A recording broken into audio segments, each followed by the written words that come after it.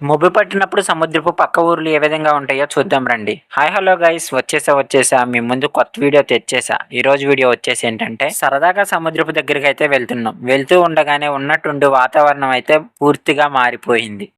చూడండి, ఉన్నట్టుండి అప్పటికప్పుడికే చీకటిగా వాతావరణం అయితే మారిపోయింది. ఆ మబ్బులు చూడండి ఎంత కారు మబ్బులు పరిగెడుతూ ఉన్నాయో.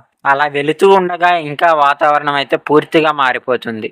విశాలమైన సింగిల్ రోడ్డు, అలాగే చుట్టుపక్కల జనం ఎవరు ఉండరు. ఈ పంట పొలాలు చూడండి ఎంత అందంగా కనిపిస్తున్నాయి. అలాగే సముద్రపు దగ్గర ఈ చెరువులు కూడా ఉంటాయి. ఇవన్నీ సముద్రపు దగ్గర ఉండే చేపలు మరియు రొయ్యల చెరువులు. సముద్రం చుట్టుపక్కల నార్మల్ గానే గాలి వేస్తూ చల్లగా ఉంటుంది.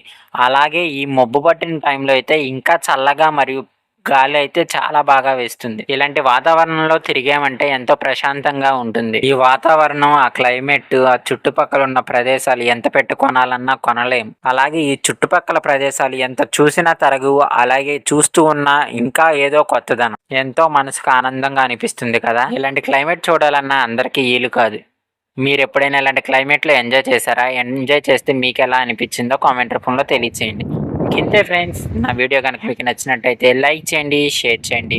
మరిన్ని వీడియోస్ కోసం నా ఛానల్ని సబ్స్క్రైబ్ చేసుకోండి.